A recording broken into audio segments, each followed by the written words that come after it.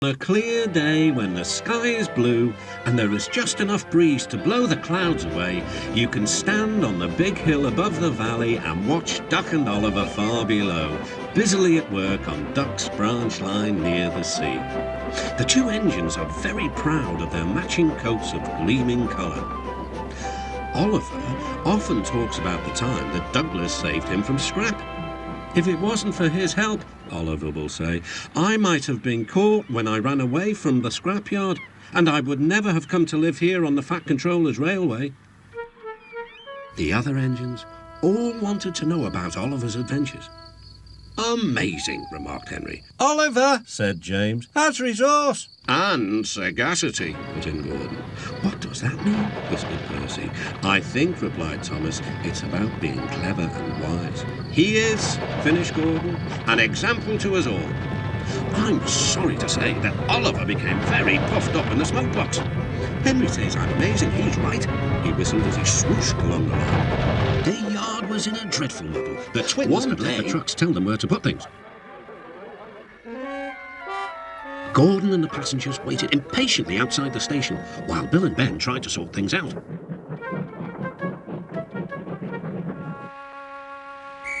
But by the time Gordon was able to leave, it was very late indeed. Next day, the twins were working at the quarry again. That's a strange noise, gasped Bill. I've never heard a noise like that before. I have, whispered his driver nervously. It sounds like a rock slide to me. Then came the alarm. Danger! Clear the quarry! Shouted the quarrymaster. Workmen scrambled into the trucks. Thank goodness we're here, said the twins. They were just puffing out of the quarry when word, Harold. Lots of boats, lots of races, great fun. I hover around in case I'm needed. Do you go to the horizon? Asked Duck. Yes, and beyond. I didn't know there was a beyond, whispered Percy. Do you go to other places at sea? Continued Duck. Certainly. I can land on ships, you know, anywhere, anytime. Goodbye. Duck sighed. He went on talking about the regatta all day. Percy lost patience. Well, Duck, I'd rather have my wheels on solid ground. Our rails can take us to all the places we could ever wish to see. That's an emergency, called Duck's driver. I'll check with the harbour master. He returned with bad news. A man taking part in the regatta has hurt his hand. We're to take him to the hospital at the next station. Harold's bringing him now. Come on. I'll need an extra truck for it all. Percy was feeling left out. It's not hacked away at the frozen banks of ice. Thomas and Percy were collecting important posts for Christmas. Good to see you again, Duck. There's lots of boats for the village, said Thomas. I'll need an extra truck for it, said there's lots of boats for the village, said Thomas. I'll need an extra truck for it all. Percy was feeling left out. It's not fair. You're not leaving any posts for me. But Percy's chance had come. There's been a change of plan, said Thomas's driver. The Fat Controller needs us at the big station. Percy, you are to take Thomas's train to the village. Percy was delighted, but Thomas was sad. I won't be able to say Happy Christmas to all my friends. Don't worry, said Percy kindly. I'll do it for you. It's not the same, sighed Thomas. Percy was making good time on his way to the village when suddenly... What's that? Called his driver. There ahead was a fogman by the line. He was holding a red light. The village is cut off by snow, he shouted. We need snowplows, workmen and a helicopter. Leave your trucks in the sidings and go back quickly. Percy was soon steaming to Harold's airfield. Beep, beep, whistled Percy. Wake up, lazy wings. The mountain villagers need your help. They're stranded. Bertie's bus was working harder than ever before. I like an emergency to keep me warm as he buzzed away. Now, sighed Percy, what's next? Suddenly, there was Thomas with Terence. The engines were preparing for the homeward rush. Where are the passengers? They wondered. Look, shrilled Oliver. Look at Bulgy. He's a mean scarlet deceiver. Bulgy was wearing a large sign saying Railway Bus. Yaboo, Snubs! He jeered as he roared away. Come on, puffed Duck to his coaches. Let's see what he's up to.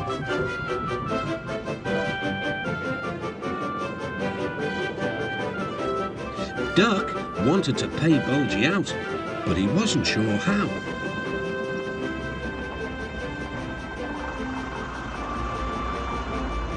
Then, in the distance, Duck saw a man waving a red flag. That meant danger. Percy and Duck were sulking. The line here crosses a narrow road, and there was Bulgy, wedged firmly under the bridge. Percy and Duck So were this sulking in their was his shed. shortcut, chuckled Duck. He tricked us, shouted Bulgy's passengers. Percy He and said he Duck was a were railway sulking in bus, their shed. but he wouldn't accept our return tickets. He wanted us to think railways are no good. Suspiciously. Duck's crew Where? examined the bridge. Why from here to It's there? risky. Purred Diesel. And again from there to here. Easy, isn't it? With that, Diesel, as if to make himself quite clear, bumped some trucks hard. Woo! Screamed the trucks. Grrr, growled Diesel. Percy and Duck were horrified. They did not trust Diesel at all. They refused to work and would not leave their shed. The fat controller was enjoying his tea and ice bun when the telephone rang. So there's trouble in the harbour yard? I'll be there right away. Diesel was working loudly and alone. Cargo lay on the quay. Ships and passengers were delayed. Everyone was complaining about the fat controller's railway. Percy and Duck were sulking in their shed. What's all this? Demanded the fat controller. We're on strike, sir, said Percy. Yes, added Duck. Beg pardon, sir, but we won't work with Diesel, sir. Then, in a quiet, hurt voice, he added, You said you'd sent him packing, sir. I have to give Diesel a second chance. I am trying to help you by bringing Diesel here. Now you must help me. He was the only engine available. Interrupted James. If hundreds were swarming around, I'd just blow smoke and make them Percy buzz and off. Buzz, buzz, buzz, retorted Duck. The next morning, James arrived at the station to collect his coaches. The passengers were excited and keen to get on board. The platform was crowded and the porter was in a hurry. Mind your backs! He shouted. Then there was trouble. The beehive fell and broke open. The station cleared like magic. James heard a familiar buzzing. The bees were too cold to be cross, so they buzzed around the fireman hoping he'd mend their hive, but he didn't understand, nor did his driver. So the bees turned to James. His boiler was nice and warm. Buzz off! Buzz off! hissed James. One bee burnt his foot. Ooh, ah, phew, phew. The bee thought James had burnt him on purpose.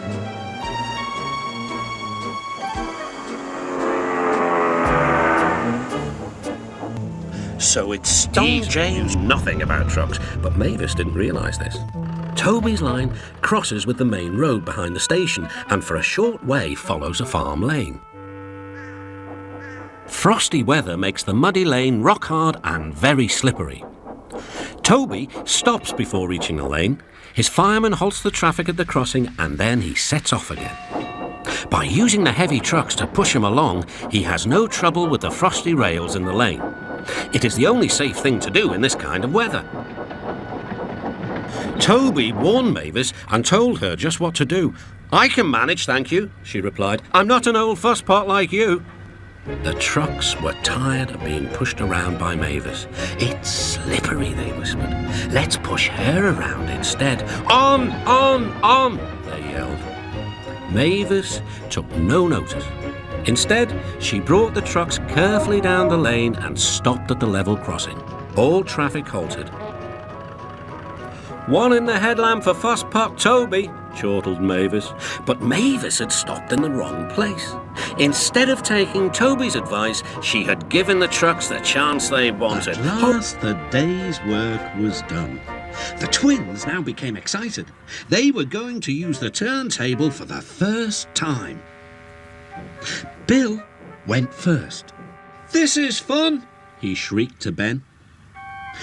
He didn't want to move off at all. The foreman stopped the turntable. Please make way for the other engines, he ordered. Bill did so, but unfortunately the foreman had accidentally stopped the turntable in the wrong place. Bill was on the wrong track and there was Ben puffing directly toward him. The engines came to a grinding halt. They gazed grimly at each other. I was here first, said Bill. but you're in my way, Protested Ben. You'll have to back up again. I won't. You will. I won't. The Fat Controller came to stop the noise. If you don't behave, I shall not allow you here again. Percy. Later, the next day, saw Harold. Sorry, Percy, can't talk. I'm on high alert. Why? Bad weather's due. My help's always needed. Mind how you go, Percy. Ah, off, Percy. As long as I've got rails to run on, I can go anywhere in any weather anyhow. Goodbye. He set off for the beach. It was a beautiful day, but Edward was worried. Be careful, he warned. There's a storm coming. A promise is a promise, thought Percy, no matter what the weather. The children had a lovely day, but by tea time, dark clouds loomed ahead. Annie and Clarabelle were glad when Percy arrived. He was just in time. Rain streamed down Percy's boiler. Oh, he shivered and thought of his nice dry shed.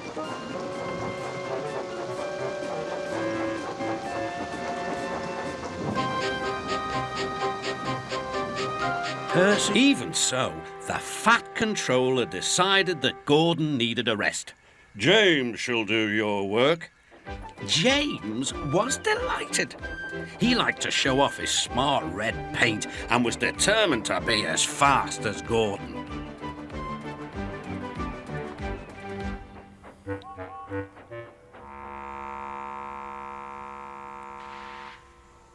You know, little Toby, he boasted, I'm an important engine. Everyone knows it. I'm as regular as clockwork, never late, always on time.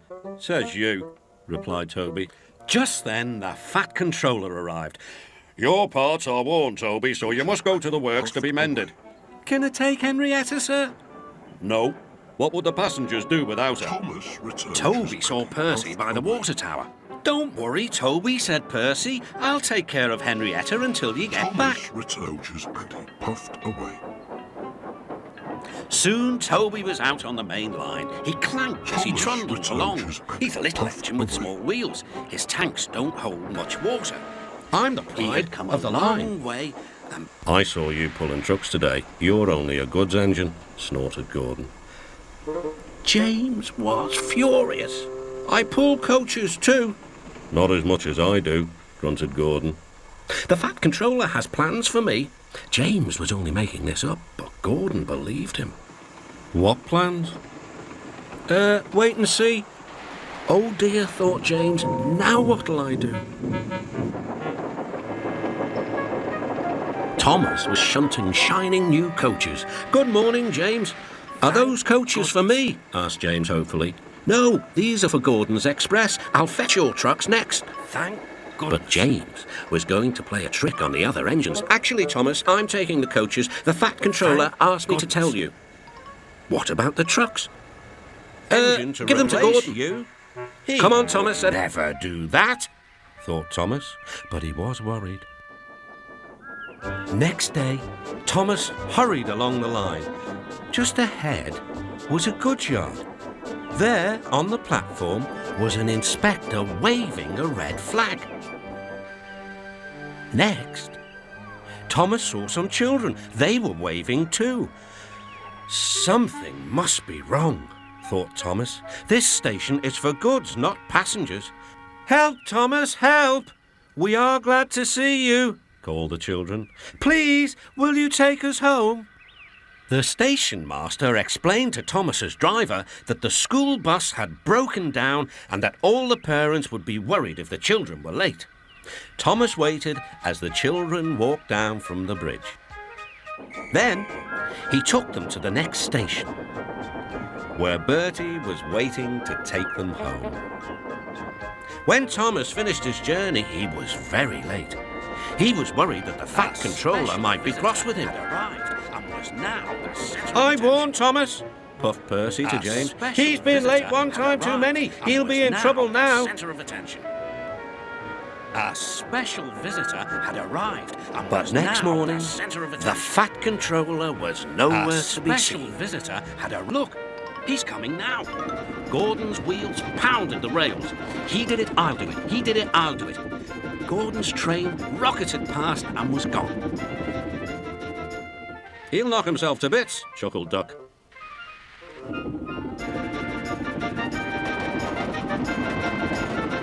Steady, Gordon, called his driver.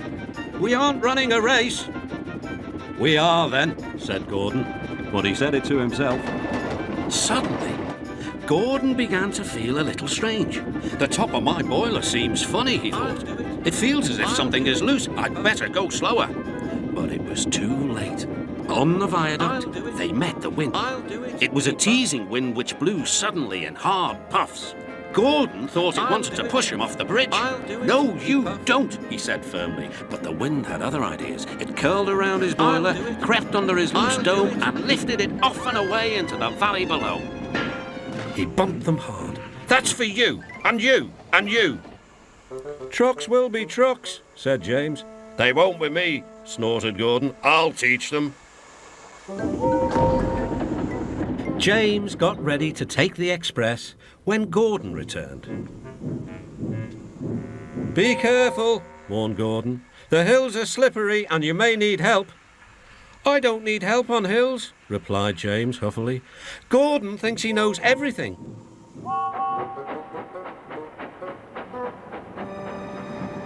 Earlier, a storm had swept Gordon's hill, blowing leaves onto the track. Even though the storm had passed, the hill was still difficult to climb. James knew this.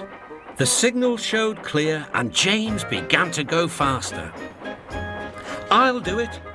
I'll do it, he puffed. Halfway up, he was not so sure. I must do it. I must do it. But his wheels slipped on the leaves. He couldn't pull the train at all. Help! Help! Whistled James. His wheels were turning forward, but the heavy coaches pulled him backwards.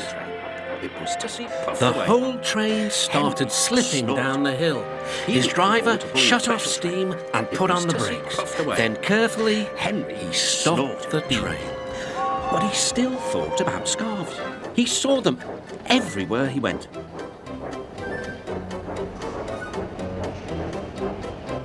My funnel's cold, he puffed. I want a scarf, I want a scarf. Rubbish, Percy, said Henry. Engines don't wear scarves. Engines with proper funnels do, replied Percy. You've only got a small one. Before Henry could answer, Percy puffed away. Henry snorted. He was looking forward to pulling the special train. It was time for the photographs. Everyone was excited. The Fat Controller was waiting on the platform for his trousers. They were in a trunk amongst a big load of baggage. The porters were taking the baggage trolley across the line. They were walking backwards to see that nothing fell off. Percy was still being cheeky. His driver always shut off steam just outside the station. Percy wanted to surprise the coaches by coming in as quietly as he could. But the porters didn't hear him either. In rather unusual... Boxes and bags burst. What sort of something? Wait and see. Percy was moving trucks into a siding. Henry arrived with his goods train. The signalman switched the points and Percy waited on the siding until Henry had steamed by. Then there was trouble. The points are jammed, called the signalman. I can't switch them back. The workmen will mend them in the morning. It's too late now. Said Percy's driver. I'm sorry, Percy, but you will have to stay here for the night. Where are you going? Asked Percy. Home for tea, replied the fireman. Percy was speechless. He watched as the other engines went home to the shed. Night time came, and Percy began to feel very lonely. "Oh dear," he murmured, "it's very dark." Oh, what's that? It was only an owl, but Percy didn't realise this. "I wish Thomas was here too," he sighed. Thomas was waiting for his mysterious load at the harbour. Suddenly, there it was.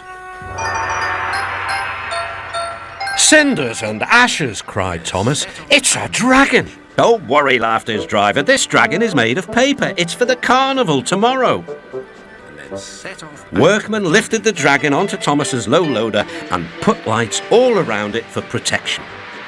Then Thomas set off into the misty night. Percy was asleep in his sidings and had no idea that Thomas was approaching him. Was snorting out in the yard. "It's too bad. Percy goes to work at the harbour and I do his job here, there and everywhere." "Take that!" "Oh," groaned the trucks. "Just you wait, we'll show you." Gordon laughed. "I'll tell you what, James, if you pretended to be ill everywhere, you couldn't shunt trucks here or go to the quarry there, could you?" "What a good idea," agreed James. "Look, here comes Thomas. I'll start pretending now." Thomas was sorry to see the engines looking miserable. "Cheer up, it's a beautiful day." "Yes," grumbled Gordon, "but not for James." "What's the matter?" "He's sick," replied Gordon. "Yes, he is. I am," stuttered James. I don't feel well at all." "Don't worry," said Thomas kindly. "I'll help out if you're ill." Come on, Henry, he would Gordon say. and James sniggered quietly to each other. Some of James's trucks were coupled behind Thomas, and he steamed away to the quarry. We'll stop for a while. The trucks were still cross. "We couldn't pay James back for bumping us, so we'll play tricks on Thomas instead. One engine is as good as another." The fierce winds had gone, but the damage was done. Henry's driver came to see him in the yard. "Trees have fallen on the line. We must help clear the tracks." Donald set off with the breakdown train, and Henry followed. Trees lay everywhere. The hillside now looked so bare. Henry felt sad. "What will happen to all the animals who live here?" he thought. When Henry's flat trucks were full of logs, he took them to the timber mill, where they would be turned into furniture and other things. Henry was glad the wood was being put to good use, but he was still sorry to lose part of his forest.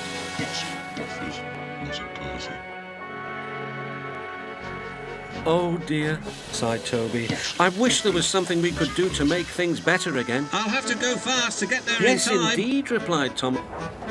These big engines are so unreliable."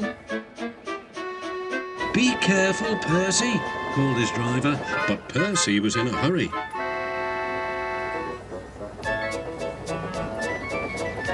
He didn't see that the points had failed and that he had been diverted into a siding. "Look out, Percy!" shouted his driver and applied the brakes. But it was too late. The driver and the fireman had jumped clear, but squashed fruit squirted all over Percy.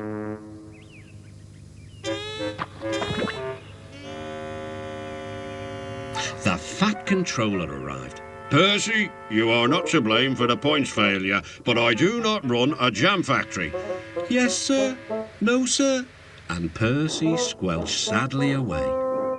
That night, the shed was silent. James and Percy felt very sorry for themselves. At last, Thomas spoke. "You know," he said to no engine in particular, "there's more than one way to get jammed. We all learned that today." Still there was silence. "What's more," continued Thomas, "we also learned that sometimes when engines help each other out of a jam, things can still go wrong." "So," said a voice. "So," finished Thomas, "that means we learned a lot today, and therefore Then came a chorus. We're really useful engines after